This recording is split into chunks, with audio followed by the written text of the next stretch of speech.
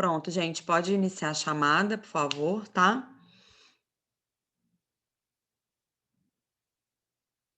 E daqui a pouquinho, mais uns minutinhos, a gente começa, tá? Até vocês colocarem a chamada.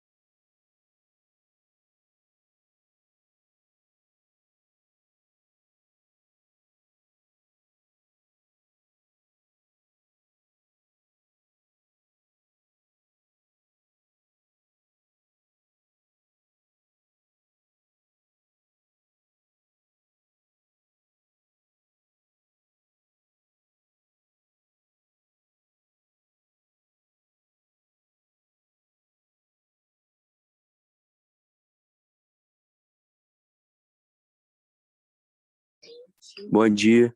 Bom dia, professor.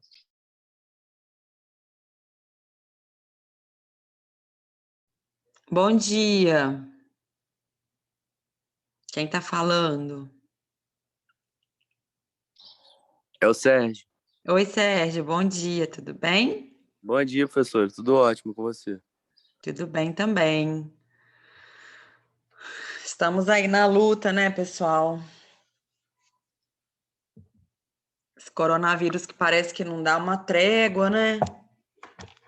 Ai, Mas ai. precisa voltar a ter aula presencial já, porque online ninguém merece mais, né? Pois é, gente. Mas, nossa, essa variante Delta tá preocupando, não tá, não? Tá, né, professor? Tá, sim, Que professora. sintoma muscular, né? E é mais. E contamina mais do que as outras, né? É, o estado do Rio tá campeão de variante Delta. Já foram confirmados mais de 500 casos, né? Complicado. Quando a gente acha que a coisa tá... Bom, eu acredito que tá diminuindo muito mesmo, né, com a vacina. Vocês já tomaram vacina? Eu tomei vassouras. Sim, Sim, eu já tomei. também. Tô quase tomando a segunda já. Ai, que bom, né? Que bom. Aí eu tive Covid, né? Acho que eu já falei isso. Eu tive e vacinei também. Acabei de vacinar em maio, início de maio.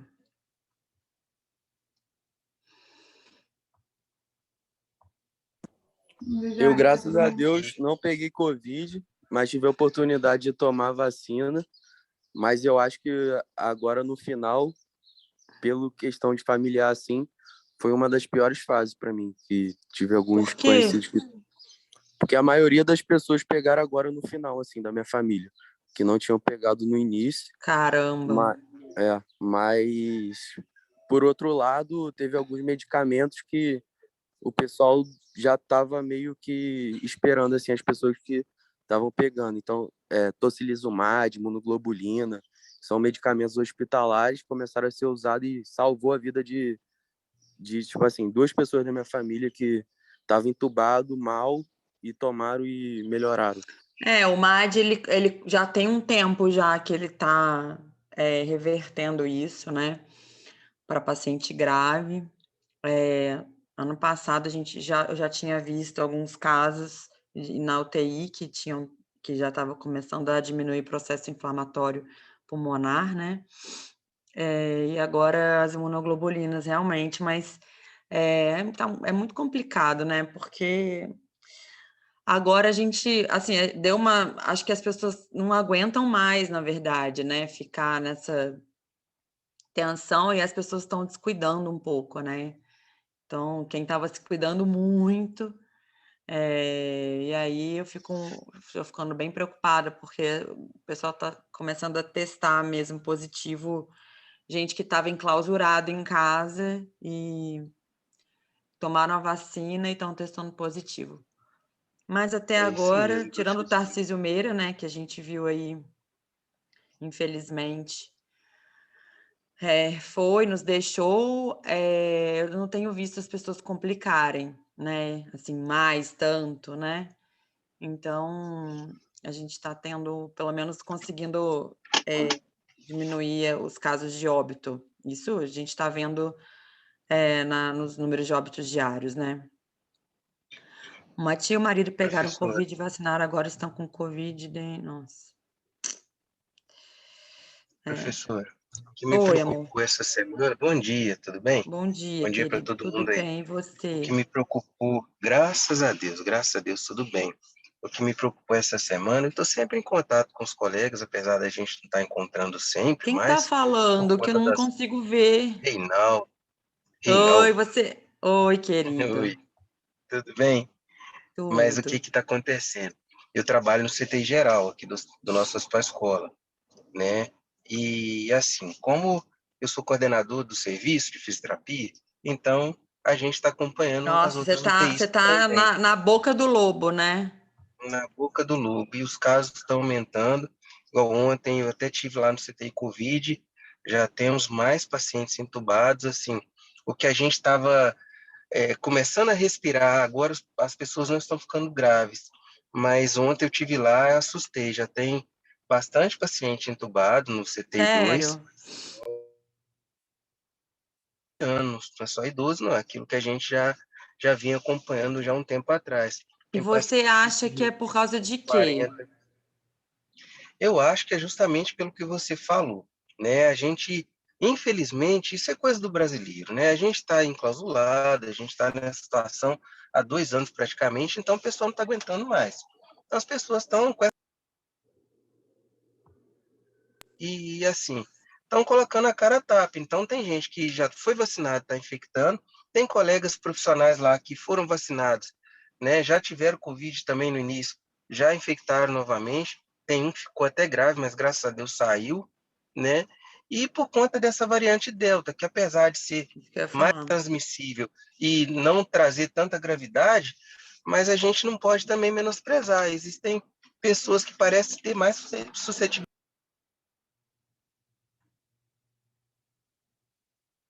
Tá travando o áudio dele. com 15. Então, assim, preocupa muito, porque subiu rapidamente. Em 2 semanas, a gente ganhou bastante paciente lá e tem muita gente grave. Gente, é uma pena. Vamos continuar tomando os nossos cuidados, né? É, vamos ver onde isso vai parar, assim. Tomara que a gente consiga vacinar o quanto antes, mais rápido a população, para diminuir esse impacto, né.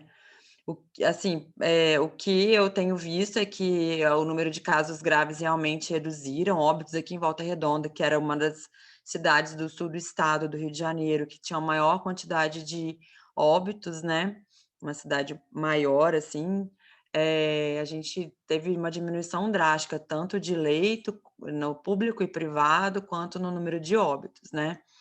Então, eu espero que Graças isso a que Deus, a né? gente tenha que vocês estão me dizendo, né, estão falando aqui dos hospitais, 60 internações dia, eu espero que seja,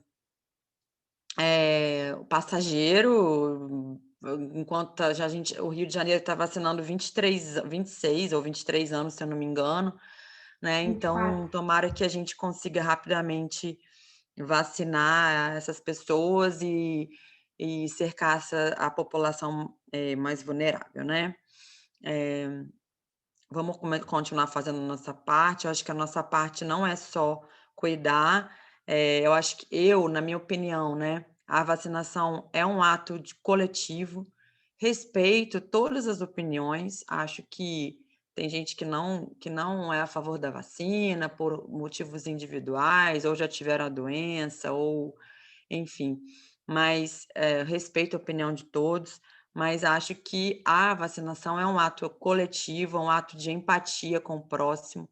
Quanto mais pessoas forem vacinadas, maior quantidade de pessoas, menor a chance desse vírus se disseminar. A gente sabe que mesmo as pessoas vacinadas, a gente pode ter o vírus novamente, né? Mas de uma forma, na maioria das vezes, mais leve.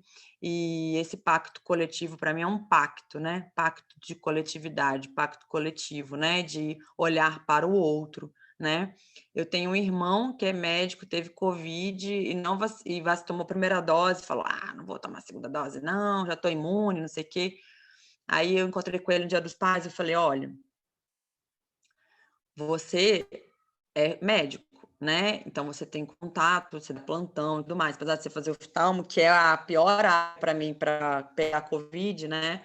O primeiro médico que morreu no mundo foi um chinês oftalmologista. Inclusive, ele anunciou o Covid para o mundo, ele morreu de Covid na China, né?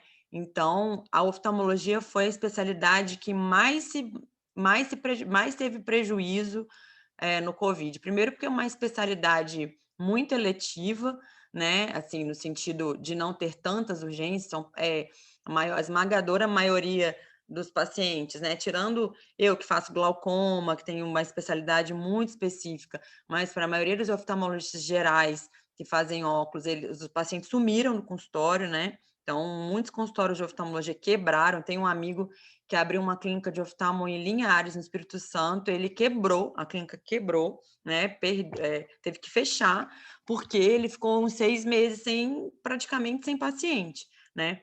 Então, a oftalmologia, ela teve um prejuízo enorme no Covid, além do que a gente fica muito perto do paciente, né? Então, quem está no ambulatório lá no internato vê, a gente faz o fundo de olho muito próximo, o exame é muito próximo, né? Então, eu não conheço um oftalmologista que não tenha se contaminado, só meu pai, porque está 1 ano e meio sem trabalhar, fechou o consultório, está sem trabalhar, e o resto eu não conheço, assim, não conheço que não tenha pego, porque realmente é muito, muito próximo, né, o contato do paciente. Então, a especialidade foi muito prejudicada nesse momento, né? Os pacientes desapareceram no consultório, foi um período muito difícil. Então, eu falei para ele, falei, olha, se você não vacinar, beleza, mas você não está olhando para a mãe e para o pai, né? Que são idosos, a minha mãe tem síndrome de Sjögren, doença autoimune.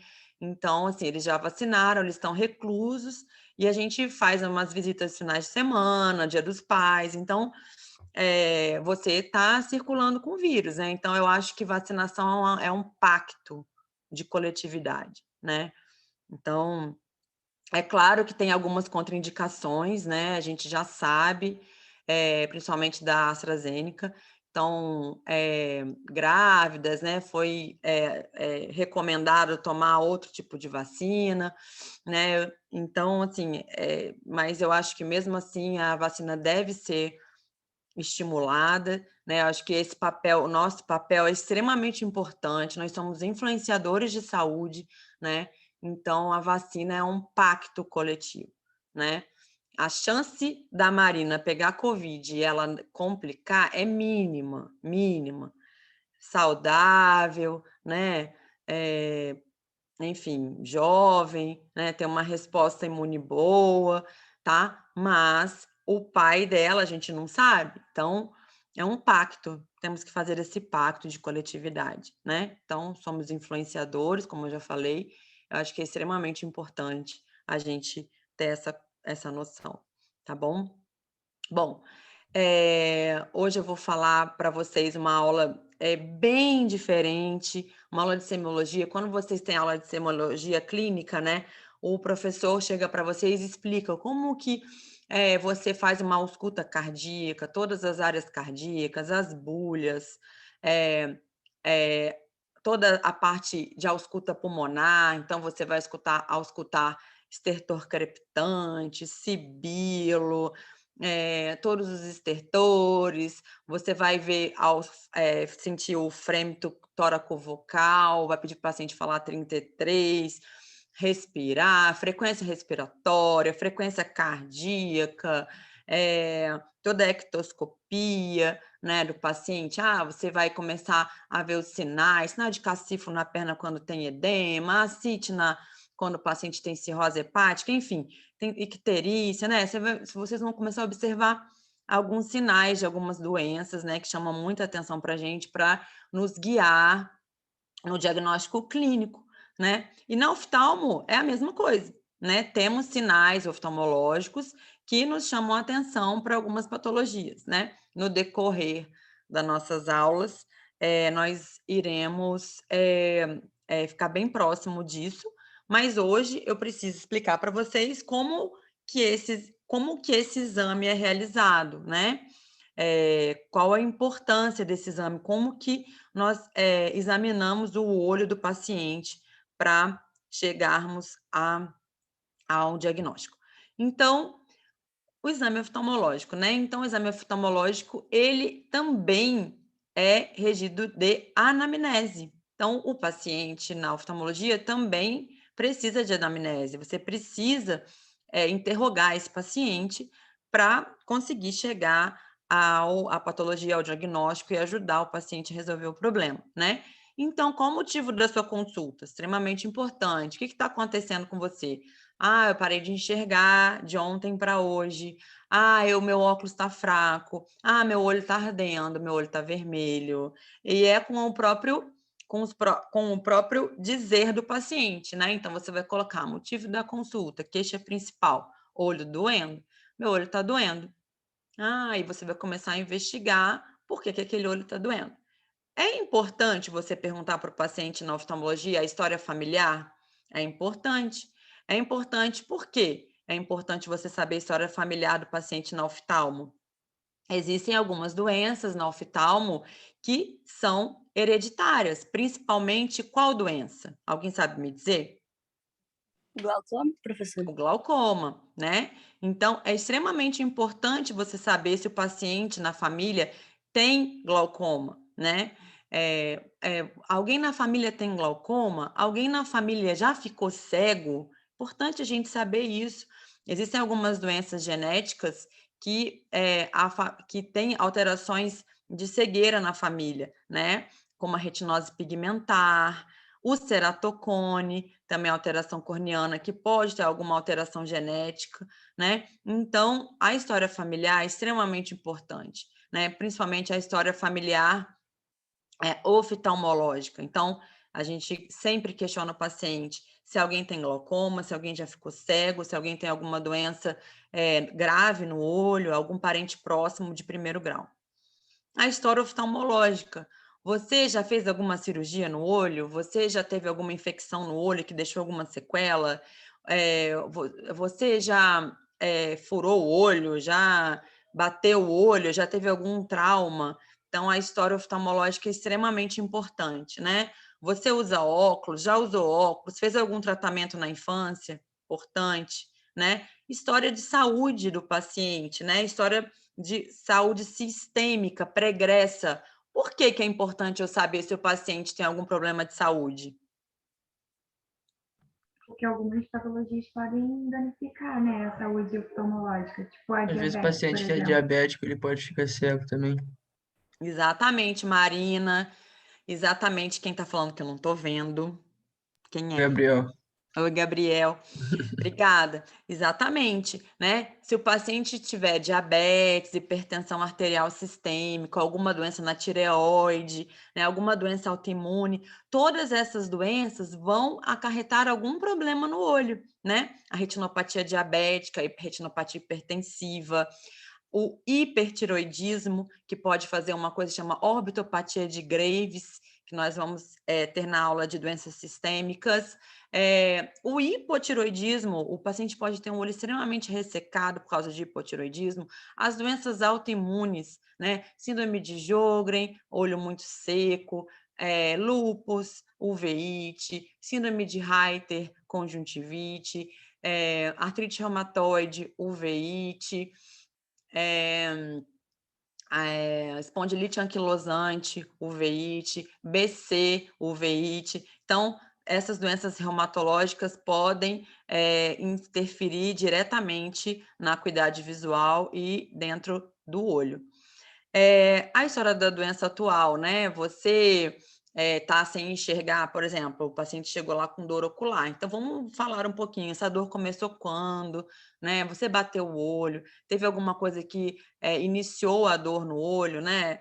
Ou o paciente chega lá e fala, tô sem enxergar. Quando começou essa baixa de visão? Foi há um ano? Foi há um mês? Ou foi de um dia para o outro, né? Então, é extremamente importante, né? Na aula de baixa de visão aguda e crônica, vocês vão ver o paciente, uma baixa de visão crônica, ele começa a ter uma baixa de visão há 2 anos, essa baixa de visão vai aumentando no decorrer do tempo. A gente pensa muito em catarata, né? A catarata vai opacificando o cristalino com o tempo. Ou o paciente dormiu enxergando, acordou sem enxergar. Pode ter feito uma oclusão venosa, um trombo lá na retina, que ocorreu a baixa de visão súbita. Então, caracterizar a baixa de visão e a forma com que ela aconteceu é extremamente importante. E aí começamos com o exame oftalmológico, né? Pede para o paciente sentar na cadeira e vamos lá, acuidade visual sem correção. Então, essa é a tabela de Snellen. É uma tabela extremamente difundida dentro do oftalmo, né? E aí, primeiro eu ocluo o olho esquerdo, o paciente vai ler com o olho direito sem correção. O que é sem correção? Sem o grau, sem nada, o olho livre, né? Vamos ver até onde ele enxerga. Então, eu tampei meu olho esquerdo, ó, eu enxergo o E, o FP, o TOZ, e não enxergo mais embaixo, não. Agora eu vou tampar meu outro olho. Eu enxergo o E, enxergo o FP, enxergo o TOZ. Eu não enxergo mais, não. Então agora eu vou fazer a acuidade visual com correção. Eu vou colocar o grau, vou colocar o Grins, que é aquele aparelho no meu olho, e eu vou colocar o grau para ver como é que eu enxergo. Então, com correção, eu enxerguei até EDFCZP, ou seja, 20/20. Então o meu problema é grau, né? Eu não enxergo. Eu estou com baixa de visão porque eu preciso usar óculos, né? Agora, se eu coloco óculos e o paciente se mantém com a acuidade visual baixa, temos que investigar as outras causas da baixa de acuidade visual. Então, como é que a gente faz isso, né? Lá no ambulatório, semana passada, teve uma aluna que ela foi a nossa paciente. Ela falou, professora, eu nunca fui oftalmo, eu tô com baixa de visão, não tô enxergando. E nós fizemos a acuidade visual dela sem correção primeiro, né? E aí ela enxergou 20/60, ou seja, enxergou mais ou menos até aqui, e 20/50, sem correção. Hora que fizemos com os alunos a esquiascopia, que é esse exame aqui para achar o grau do paciente sobre o reflexo da pupila, que vocês vão aprender na aula de refração e ametropia, que é a próxima aula, nós vimos que ela estava míope, ela estava com 1,25, 1,5 de miopia. A hora que colocamos o Grins, que é esse aparelho aqui no olhinho dela, ela enxergou 20/20 de visão, que é 100% de visão, tá? Então, ela estava com uma baixa de visão por falta de óculos. Então, é o primeiro exame que o oftalmologista faz, acuidade visual, tá? Primeiro a história, depois a acuidade visual. Esse é um aparelho que chama-se autorrefrator, né? Lá no ambulatório de vocês, no Hospital Escola, nós não temos o autorrefrator. Então, eu faço a refração através da esquiascopia, que é um aparelhinho que eu tenho, que eu ando na minha bolsa, e através do reflexo da pupila, que é essa luz aqui, eu incido a luz na pupila e me faz o reflexo, e a gente vai aprender como que isso acontece. Só que, hoje em dia, imagina a gente fazer esquiascopia em todos os pacientes. Eu atendo uma média de 30 pessoas por dia, né? Então, é muita gente. Então, hoje, graças a Deus, temos engenheiros no mundo, no planeta, né? E aí, os engenheiros desenvolveram, né? Sem eles, a gente não consegue fazer nada.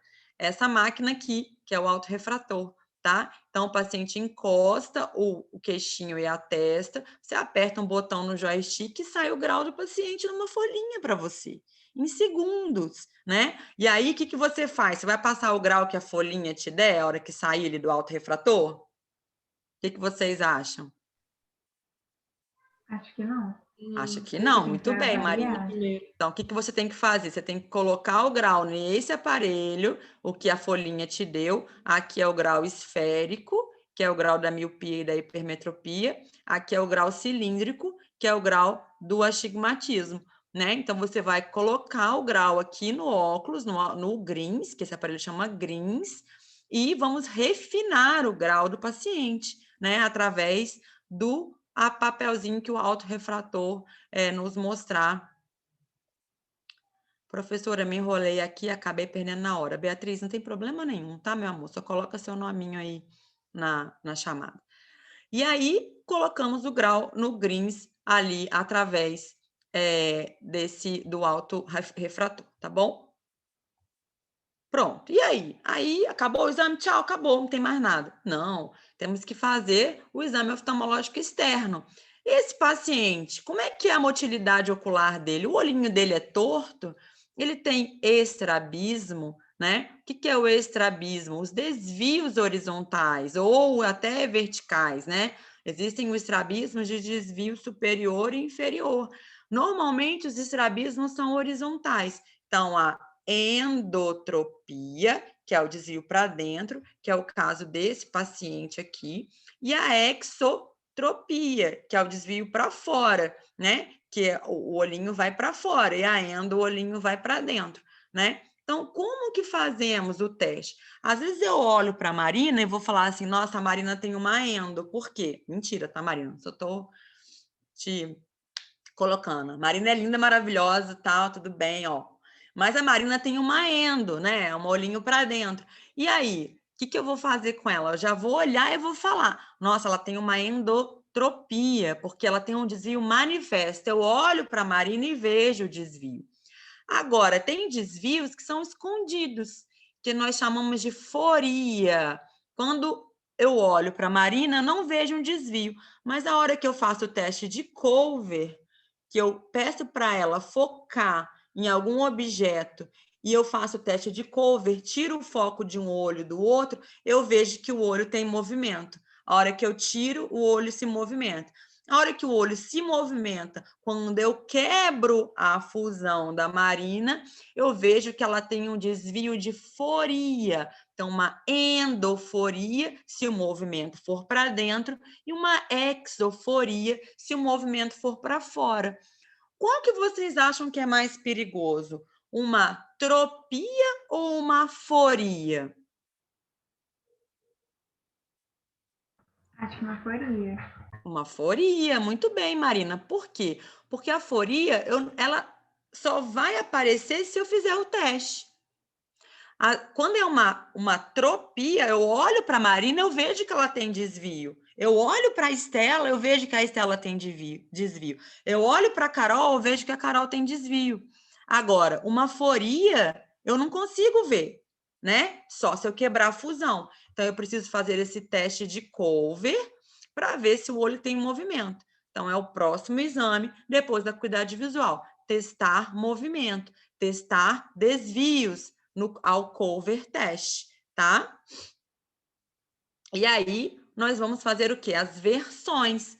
Então, vamos ver se o paciente consegue olhar para todas as direções? Olha para cima, olha para baixo, olha para o lado, olha para o outro, olha para o oblíquo para cima, para baixo, para cima, para baixo. Por quê? Nas versões, eu vou ver se esse paciente tem todos os movimentos conjugados. Os olhos têm uma regra que chama Hirschberg. Todos os olhos, eles são conjugados com o movimento. Para cima, para baixo, para um lado, para o outro. Então, eles são adutores e abdutores, superior e inferior. Então, eles têm um movimento conjugado do olhar. Às vezes, a mãe chega lá e fala assim, eu não sei, meu filho, a hora que ele vai enxergar, ele vira o pescoço. Faz assim, a gente chama de posição de cabeça para enxergar. Aí, você faz a teste, a acuidade visual, tudo bem. Põe refração, grau, a criança não tem grau nenhum. Por que ela faz esse movimento aqui? A hora que a gente faz as versões, um olhinho não tem movimentação, tem uma paresia de um músculo.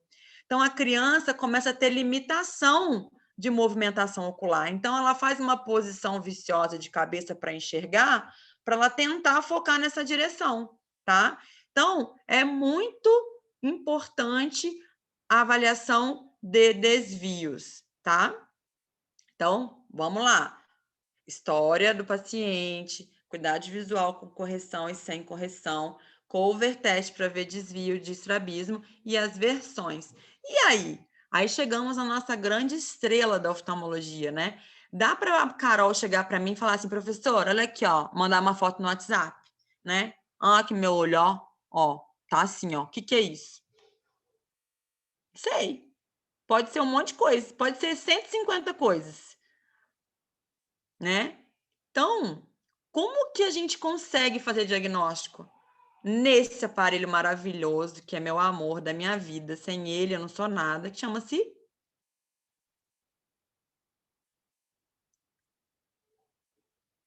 lâmpada de fenda. Esse aparelho, ele é uma coisa de maluco, porque ele me ajuda em tudo, né? Eu consigo ver a biomicroscopia anterior, eu consigo ver fundo de olho. Ele tem mais de 1000 aumentos, um monte de coloração de luz, né? Eu consigo aferir pressão intraocular. Então, é o meu aparelho de trabalho, é o meu instrumento de trabalho, né? Então, existem lâmpadas de fendas portáteis, mini, tá? Mas elas não têm tanta tecnologia e tanta destreza para fazer diagnóstico assim bem rápido, bem mais tranquilo. E essas lâmpadas de fendas que a gente usa no consultório, no nosso dia a dia, que é a lâmpada de fenda que não é portátil, né? Então aqui está ocular, o microscópio, né? Então conseguimos ver todo o olho através dessa região, né? Aqui temos a alteração de fenda, de tamanho de luz e de coloração de luz. A lâmpada de fenda nos dá luz amarela, luz verde, luz azul de cobalto, tá? Aqui, essa lâmpada, ela se movimenta, então, todas as direções da luz dentro do olho e fendas, ela abre a luz, fecha a luz, abre, fecha, muda de posição, faz uma bolinha, faz um quadradinho, faz um micro quadradinho, né? Ah, por que tem que ter isso? Senão a gente não consegue examinar, né? A inclinação da luz é extremamente importante nesse caso, tá? Não dá para você colocar uma luz direta e olhar, você consegue fazer pouco diagnóstico. A hora que você fecha a luz e inclina, você consegue ver melhor o cristalino, você consegue ver melhor a câmara anterior, você consegue ver melhor o aquoso circulando, tá? Então, a lâmpada de fenda é o nosso instrumento de trabalho, né? E aqui é o tonômetro de Goldman, né? Que é o tonômetro que afere a pressão intraocular, tá? E aí, gente? Vimos o paciente na lâmpada de fenda, vamos começar a fazer o exame dele na lâmpada de fenda agora, né? Então, o primeiro teste que a gente faz é o break-up time, que é a quebra do filme lacrimal. Então, o filme lacrimal, ele fica na frente da córnea, para hidratar a nossa córnea. Então, o que nós fazemos? O paciente encosta o queixo e a testa, peço para ele piscar. Pisca! Primeiro, eu introduzo um colírio que chama fluoresceína, que é esse colírio amarelo aqui. Quem já foi no oftalmologista provavelmente já ficou com icterícia quando saiu, né? E aí, é mentira, tá, gente? É que o olho fica amarelo. E ela fica assim, nessa coloração mesmo. E eu incido qual luz aqui para ficar fluorescente?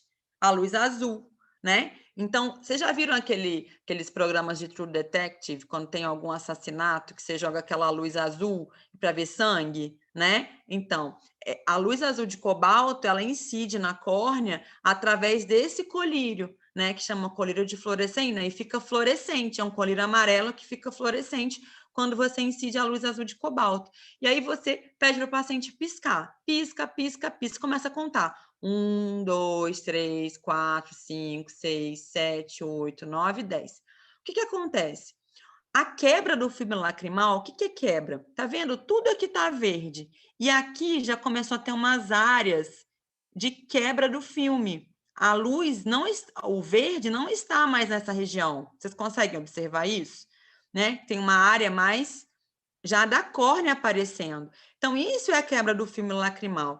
Ele tem que acontecer com mais de 5 segundos. Se ele acontecer antes de 5 segundos, a gente pode dizer que esse olho é um olho seco, tá? Um olho com pouco filme lacrimal. Se for mais de 5 segundos, e aí podemos dizer que a quebra do filme lacrimal está ok. Então, o primeiro exame que a gente faz é o filme lacrimal, que é a primeira estrutura que a gente vê, né? Então, filme lacrimal desse paciente se quebrou, a quebra do filme, mais de 5 segundos, está normal. Menos de 5 segundos, podemos pensar que esse olho é um olho extremamente ressecado, que no final da consulta precisa de um lubrificante ocular. Agora começou o nosso desespero, né? Mas vocês vão entender, tá? O que acontece? Lá nas suas bulhas cardíacas, nos seus estertores crepitantes, vocês gostam, né? Então, vai lá. Como é que eu ausculto bulha? Como é que eu vejo se o paciente está com derrame pleural? Ah, o murmúrio vesicular lá diminuído, o frênito tóraco vocal diminuído. Fala 33, aí vocês fazem o teste. Na oftalmologia não dá para eu falar 33 no olho. Então, eu preciso de um exame na lâmpada de fenda. Como é que eu examino o olho? Através de quê? De luz, né? A luz e microscópio. Então, é através de iluminação. Eu consigo examinar partes do olho através de iluminação. Então, eu tenho certeza que vocês vão conseguir entender o que eu vou explicar para vocês. Então, a iluminação ela pode ser direta e indireta. A iluminação direta, eu jogo a luz diretamente onde eu quero ver. A iluminação indireta, eu incido a luz em uma região para examinar outra região, porque o reflexo da luz vai me mostrar a outra região onde eu vou examinar, tá? Então, quando eu jogo luz direta difusa, incidi a luz direta difusa. Toda a luz. Abri a lâmpada de fenda, quero examinar a córnea, igual aquela imagem do break-up time. Incidi uma luz direta difusa, a luz inteira. Ela pode ser direta e focal. Como que eu faço? Eu faço um foco na luz. Então, eu diminuo a luz. Então, aquela do break-up time estava com uma luzona inteira na córnea. E aí, eu giro uma bolinha da lâmpada e eu diminuo a luz. Eu quero examinar detalhes do cristalino. Eu quero examinar detalhes da pupila. Eu quero examinar detalhes da minha córnea. Eu quero examinar detalhes do meu cristalino. Então, eu começo a diminuir a lâmpada de fenda, a luz de incidência, para eu examinar detalhes. Então, ela pode ser em paralelepípedo, corte óptico, pincel e microscopia especular. Eu vou explicar para vocês, vocês vão entender. E ela pode ser indireta. Então, eu incido a luz em uma região e examino outra região. Então, ela pode ser indireta focal, né, em uma região, ou indireta difusa, através dos campos. Campo negro, amarelo, branco e vermelho, tá? Então,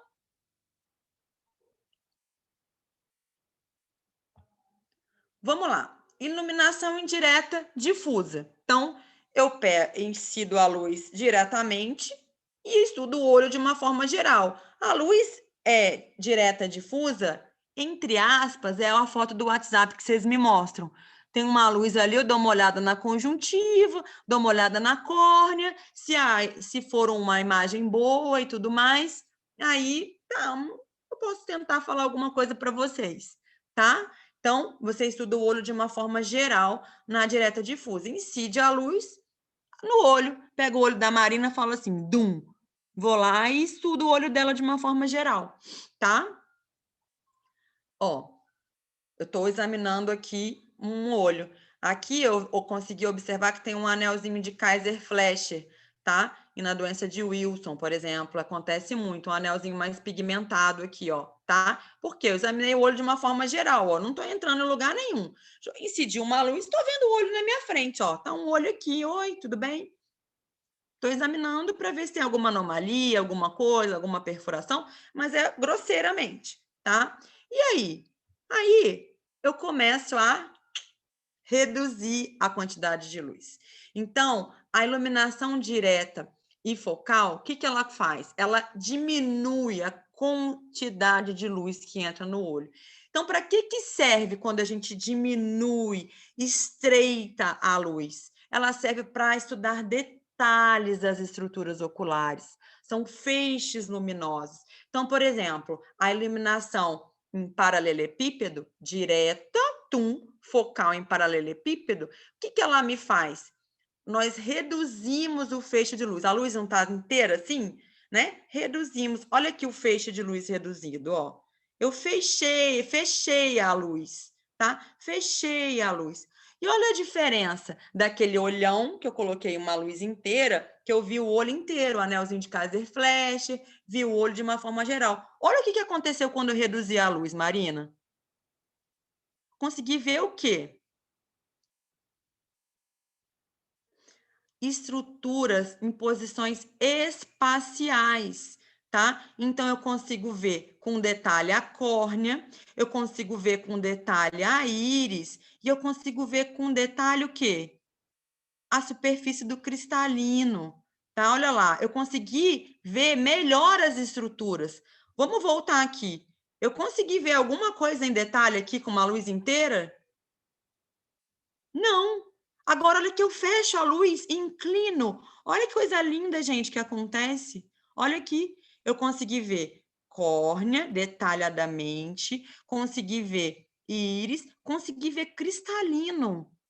Só eu fechei a luz e eu consegui ver os detalhes, tá? Essa é o quê? Quando a gente fecha em paralelepípedo.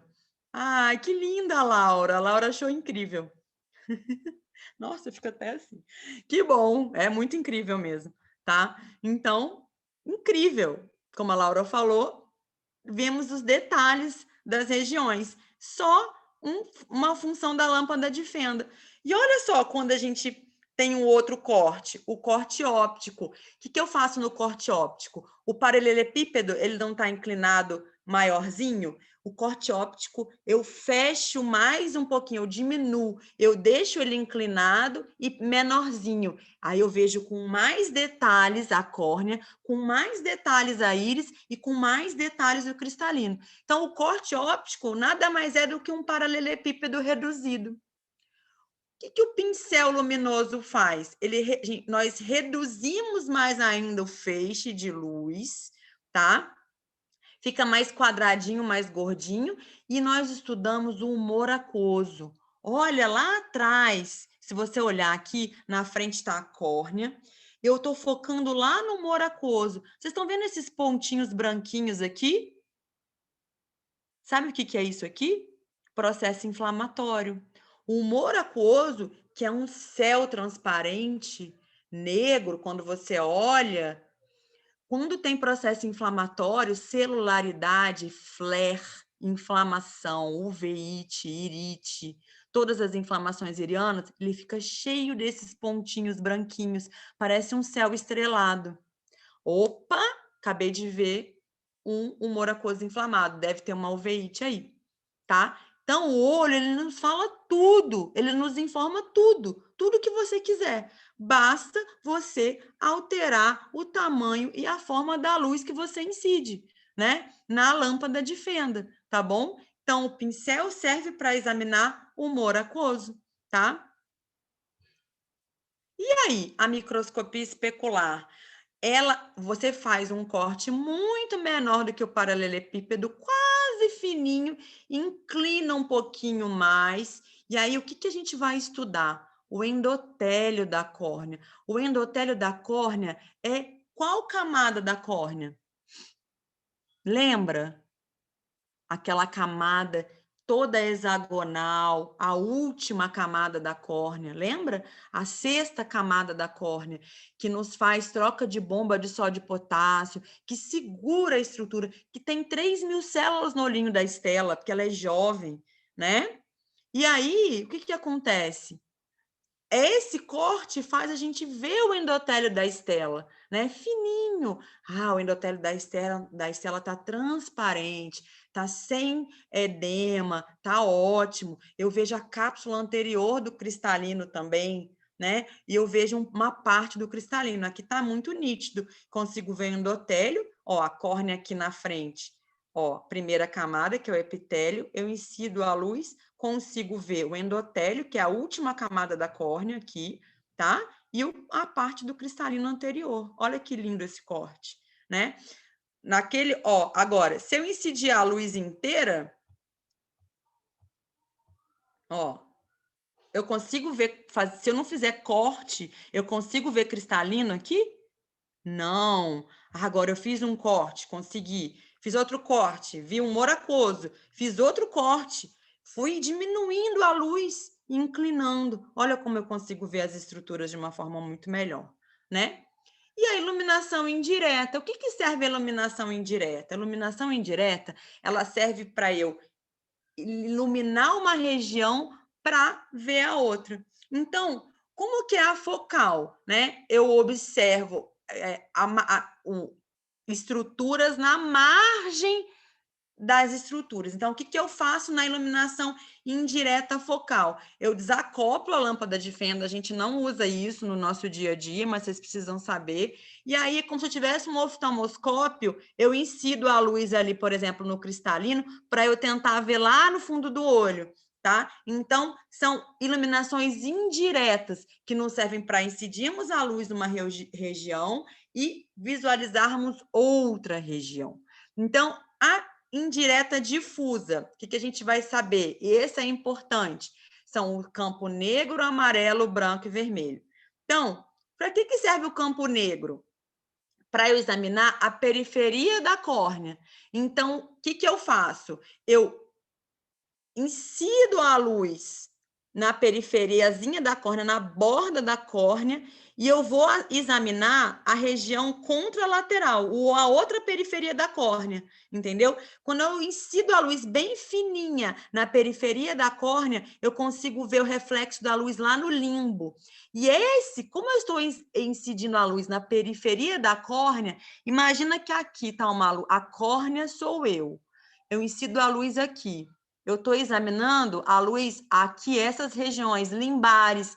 O limbo é a estrutura que está entre a córnea e a esclera, que faz a transição. Incidi a luz aqui nessa parte da córnea e estou examinando aqui.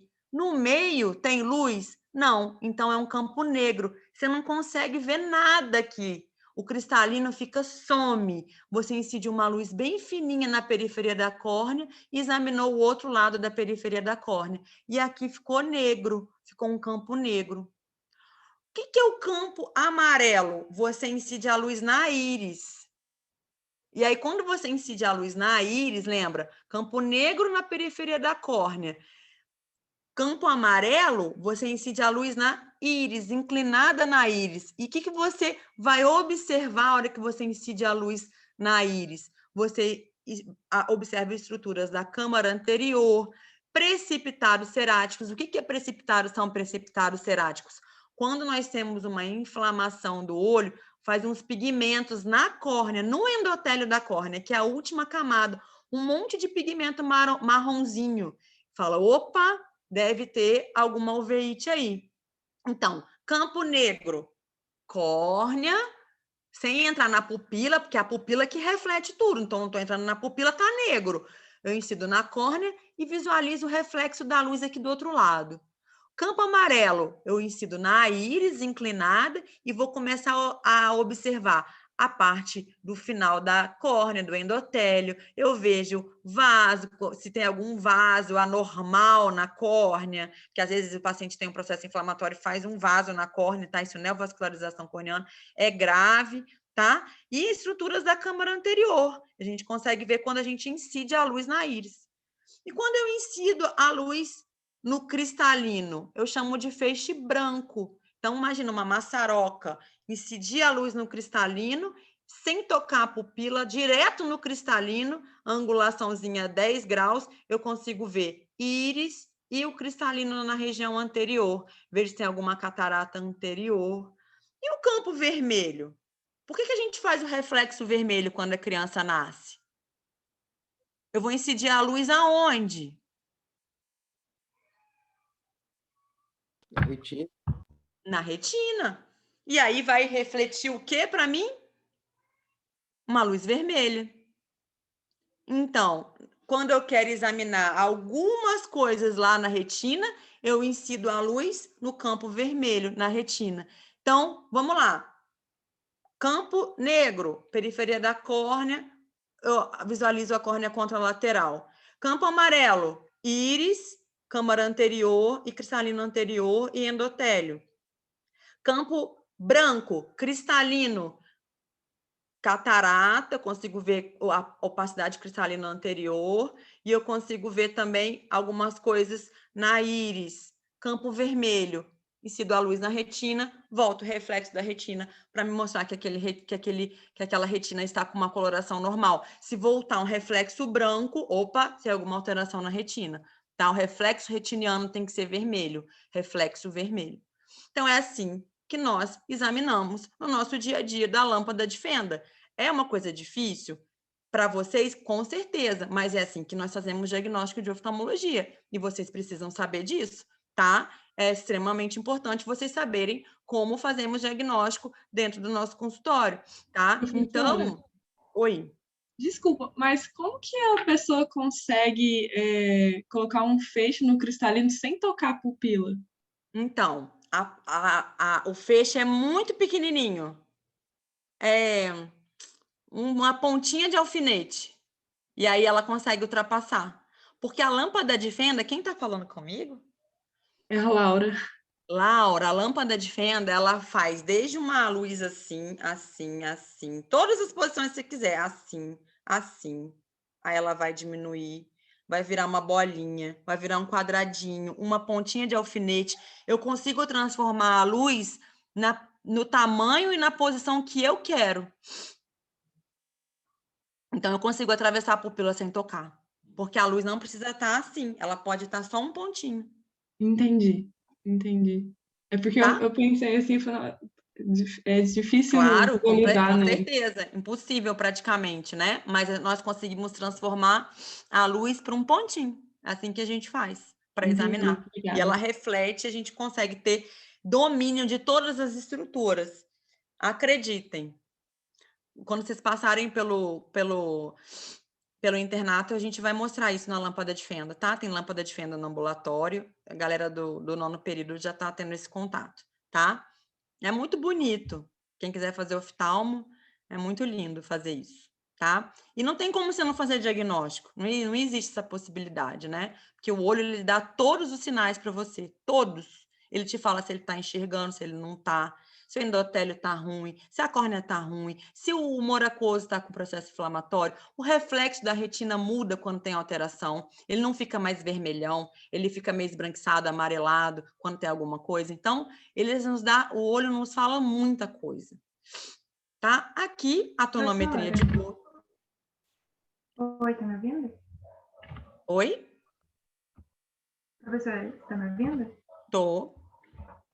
Na parte que você falou do campo amarelo, você citou sobre precipitados. Qual que é o nome deles, por favor? Precipitados ceráticos Mouton Fat, pode ser, ou precipitados ceráticos finos. O que isso significa? Que nós temos um processo inflamatório de uveíte. Se ele for amarronzado, grande, provavelmente é toxoplasmose na retina. Se ele for branquinho, pequenininho, provavelmente é artrite reumatoide, tá? Mas a gente vai explicar isso nas aulas de patologia sistêmica, vocês vão ver, tá bom? Ele fica aderido no endotélio, que é a última camada. Tá ótimo, obrigada. Nada. Aqui, desculpa, o tonômetro de Goldman, que serve para aferirmos a pressão intraocular, tá? Ó, luzinha azul de cobalto, pingamos aquele colorinho de fluoresceína e aferimos a pressão intraocular. Também está acoplado na lâmpada de fenda. Então, estamos acabando o nosso exame oftalmológico, né? Então, primeiro colhemos história, refração, acuidade visual sem correção, refração. Depois, exame da lâmpada de fenda, né? Biomicroscopia anterior e posterior. E agora, pressão intraocular e a oftalmoscopia, né, o fundo de olho, para finalizarmos a nossa consulta. Então, ela pode ser direta, esse aparelhinho anda dentro da minha bolsa, e no ambulatório vocês vão ter esse contato com esse aparelhinho, né? Ele é um oftalmoscópio, nós colocamos nosso olho num buraquinho que ele tem ali atrás e incidimos a luz no reflexo do campo vermelho, lá na retina, através da pupila, e seguimos essa luz com o nosso olho. E aí vamos ter contato com nervo óptico e mácula, tá? O pessoal do ambulatório já estava fazendo isso semana passada, conseguiram fazer bastante fundo de olho lá. Eu vou ensinar isso para vocês no internato, tá bom? Então, é o oftalmoscópio direto. Qual que é o problema do oftalmoscópio direto? É um exame bom, que é rápido. Vocês clínicos, principalmente endócrinos, vão andar com na bolsa para ver retinopatia diabética. É muito rápido, muito fácil, tá? Só que ele só nos dá uma visão geral de nervo óptico e mácula, né? Ele não dá muito detalhe para gente. E é um exame que não precisa dilatar a pupila, tá? Você não precisa dilatar a pupila para poder fazer oftalmoscopia direta. Aqui, ó, nós conseguimos ver mácula e nervo óptico, basicamente, bem grandão, através da oftalmoscopia direta, tá? Os alunos ficaram impressionados semana passada, viu o nervão aqui na frente, assim, nossa, vi o nervo, tô vendo um vaso. Agora, a oftalmoscopia indireta é um mapeamento de retina, né? Então, é um capacete, é necessário que o paciente dilate a pupila para fazer, tá? É uma lente de 20 dioptrias, que nós colocamos na frente do olho, e através desse aparelho aqui, incidimos a luz e conseguimos visualizar as estruturas. Qual que é o problema? Esse aparelho é mais difícil de manusear, né? Que você tem que levar, ele é grande, ele é portátil também, mas ele é maior, precisa de um oftalmologista para fazer, precisa de uma experiência maior para realizar o exame, que é o mapeamento de retina. O paciente tem que dilatar o olho, não tem como não dilatar o olho, tá? Para fazer. E ele é bom porque nos dá a noção da periferia da retina. O oftalmoscópio direto é só a parte central, o polo posterior. Aqui conseguimos ver lesões na periferia, mais detalhes, tá? Então, o mapeamento de retina ele é mais completo, tá? Para ver a periferia da retina que o oftalmoscópio direto não consegue alcançar, tá bom? E uma outra coisa que nós usamos muito no nosso dia a dia é uma propedêutica de degeneração macular relacionada à idade, né? Que vocês vão ter a aula. É uma doença grave, principalmente em idoso, onde exudações, drusas ficam acumuladas na mácula, que são oxidações, né? Principalmente em paciente idoso que ficou muito no sol, que tem péssimos hábitos, né? Tabagismo, alimentação à base de gordura, né? E aí começa a fazer umas pigmentações na mácula, que são drusas amarelas, tá? E começam a ter baixa de visão. Então, essa tabelinha aqui, quando o idoso começa a ter drusa, nós damos uma tabelinha dessa para ele e falamos: coloca a tabelinha de Amsler na geladeira e todo dia, quando você for abrir a geladeira, olha para esse centro. Se as linhas estiverem retas, ótimo, a sua degeneração macular não está evoluindo. Se as linhas começarem a entortar, procure o oftalmologista imediatamente, tá? Provavelmente essas drusas coalesceram na mácula e começaram a piorar, fazendo edema de mácula e uma membrana neovascular subretiniana, que a gente fala, que precisa ser acompanhada de perto, senão o paciente pode perder a visão central desse olho, tá bom? Então, é uma propedêutica muito comum no nosso dia a dia também, tá? Bom, hoje em dia, né, a bibliografia de vocês é o AVA. Então, se vocês quiserem, o Kansk, né, tem na biblioteca da faculdade, tá? É o livro onde eu tiro a maioria das minhas aulas, né? É um tratado, é um livro maravilhoso, tá falando tudo lá. Mas as aulas serão postadas para vocês, tá bom? Alguma dúvida? Essa aulinha hoje é densa, né? Mas eu acho que dá para entender, né? Pelo menos o que a gente quer dizer, né? No exame oftalmológico, tá? Dá sim, professora. É Tá bastante ótimo, coisa, mas professora. dá para entender. Então, Então, tá bom. Se alguém tiver alguma dúvida, estou à disposição de vocês, tá bom? Bom final de semana, cuidem-se, por favor, né?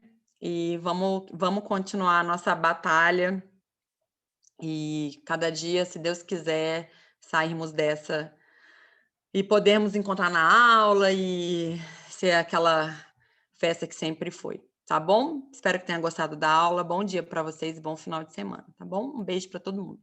Obrigada pela aula. Bom dia, professora. professora. Obrigada. Nada, meus amores. Obrigado pela aula. Bom final Obrigada de semana. a vocês. Bom final de semana para todo mundo. A Laura tá amando. Ai, eu fico muito feliz. Fofa. Nada, Carol. Um beijo para vocês. Deixa eu ver quem mais falou. Obrigado pela aula, professor. Nada, querido. Um beijo.